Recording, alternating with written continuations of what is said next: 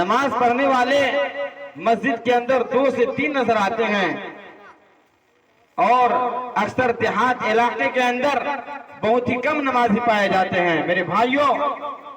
बल्कि हदीस के अंदर यह भी आया है कि क़यामत के दिन अल्लाह सुब्हानहू तआला सबसे पहले नमाज के बारे में सवाल करेगा।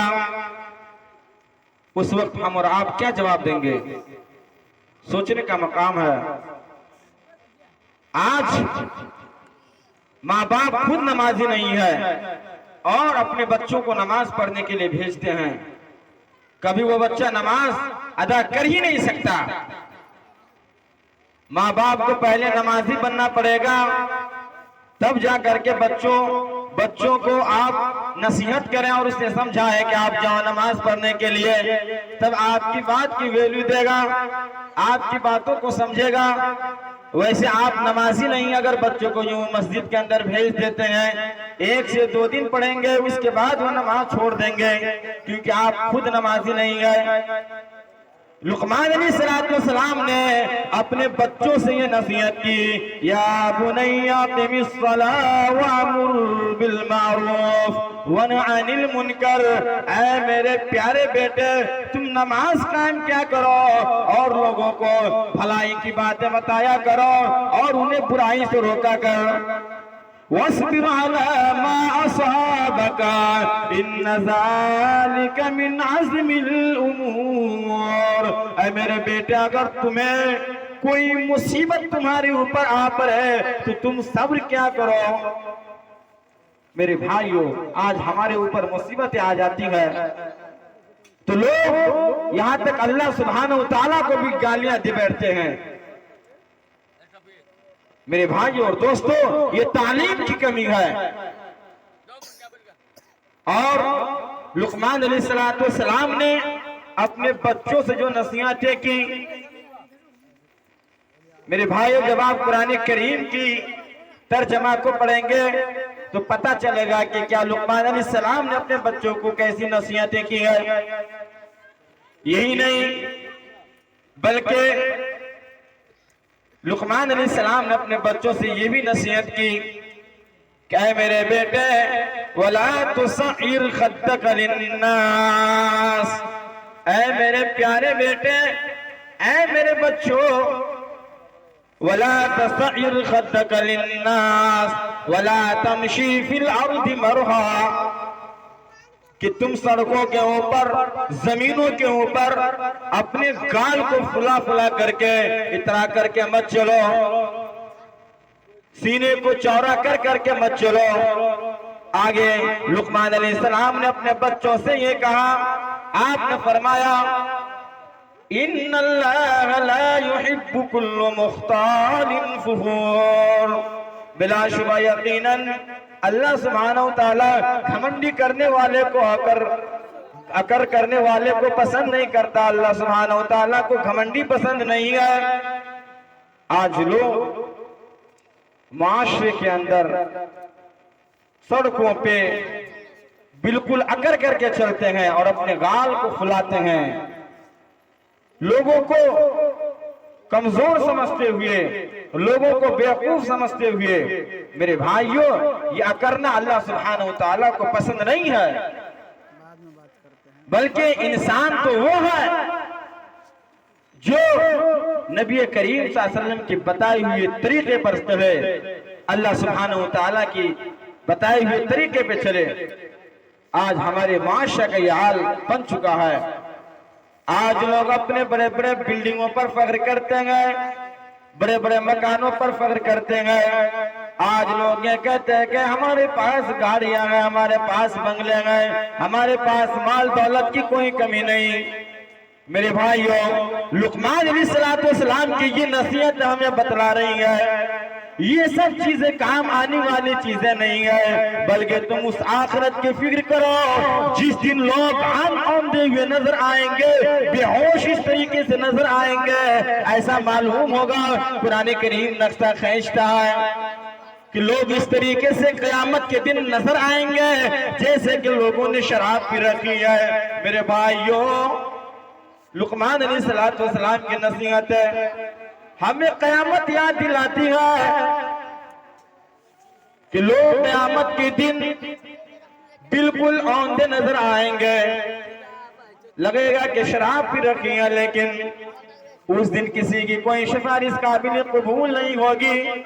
लोग अपने अपने में परेशान हाल होंगे। उस आखिरत के मुकाबला ये दुनिया कैसे कर सकता है, जबकि ये बिल्डिंग है, ये इमारत है, ये टाइल्स के रूम हमारे सारे के सारे बेकार है, ना मुराद है मेरे भाई और दोस्तों। बल्कि अल्लाह सुब्हानहू व तआला ने कहा कि तुम्हें एक न एक रोज इस मिट्टी के अंदर दफन होना है। लिहाजा हमें और आपको क्या सोचना चाहिए, हम और आप आखिरत की फिक्र करें। लुकमान अलैहिस्सलाम आगे अपने बच्चों से इस बात की नसीहत करते हैं कि ऐ मेरे बेटे, ऐ मेरे बच्चों, ऐ मेरे प्यारे बच्चों, तुम अपनी आवाज को तेज मत क्या करो, चीख चीख कर नहीं पुकारा करो, इसलिए कि ऊंची आवाजें और सबसे बुरी आवाजें गधों की आवाजें हैं। आज लोग थोड़ी थोड़ी बातों पर इतना चीखते हैं, इतना चीखते हैं बिला वजह, जबकि उसकी बात की कोई अहमियत नहीं। लुकमान अलैहिस्सलाम की नसीहत हमें इस बात की तरफ तवज्जो दिलाती है कि तुम अपनी आवाज में पस्त रखो, नमी रखो, चीख चीख कर मत पुकारो जिससे कोई फायदा नहीं। लुकमान अलैहिस्सलाम ने अपने बच्चों से ये नसीहत की कि अपनी आवाजों को पस्त रखा करो। मेरे भाई और दोस्तों, आज हमारे माशरे का क्या हाल बना हुआ है। अल्लाह सुब्हानहू व तआला से दुआ करते हैं कि परवरदिगार तो हमारे मुआशरे को इस ऊंची और चीखने वाली आवाज से महफूज रख। लुकमान अलैहिस्सलाम ने अपने बच्चों से 10 नसीहतें पेश की। उनमें एक नसीहत ऐसी भी नसीहत है कि जब तुम्हारे बच्चे, अल्लाह के रसूल की हदीस आती है कि जब तुम्हारे बच्चे 7 साल के हो जाए तो तुम उन्हें नमाज पढ़ने का हुक्म दो, और जब 10 साल के हो जाए तो नमाज छोड़ने पर उन्हें डंडे मारो और उनकी बिस्तर अलग कर दो। आज देखा जाए कि हमारे माशरे में कितने बच्चे सुधरे हुए हैं, उनका क्या तौर तरीका है। यहाँ तक के हमारे बच्चों को ये बात मालूम नहीं कि खाना किस हाथ से खाया जाता है, दाहिना हाथ से या बायां हाथ से। मेरे भाई और दोस्तों, हमें और आपको गौर करना पड़ेगा कि आखिर क्या वजह है कि हमारे बच्चे दिन ब दिन बेकार होते चले जा रहे हैं। न उन्हें अखलाक पता है, न बड़ों की तमीज उन्हें सिखाया गया है, और न माँ बाप भी नहीं उन्हें बड़ों की तमीज सिखलाता है। छोटे बच्चे बड़े आदमी से मुंह लगा लेते हैं। ये तौर तरीका सही नहीं है, ये इस्लामी तौर तरीका नहीं है। बल्कि अल्लाह के रसूल सल्लल्लाहु अलैहि वसल्लम आप छोटे छोटे बच्चों से मदीना के गलियों के अंदर सलाम कर लिया करते थे ताकि बच्चे तरबियत सीखे। तरबियत का ये तरीका था।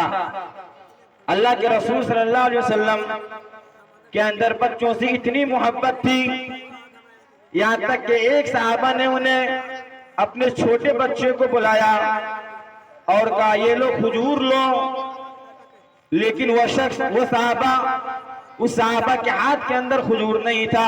अल्लाह के रसूल सल्लल्लाहु अलैहि वसल्लम को नजर पड़ी। आप सल्लल्लाहु अलैहि वसल्लम ने फरमाया ये अपने बच्चों से झूठ मत बोला करो। मेरे भाई और दोस्तों, क्या लिखा है, गलत बता रहा है। ये तरीका था अल्लाह के रसूल सल्लल्लाहु अलैहि वसल्लम का।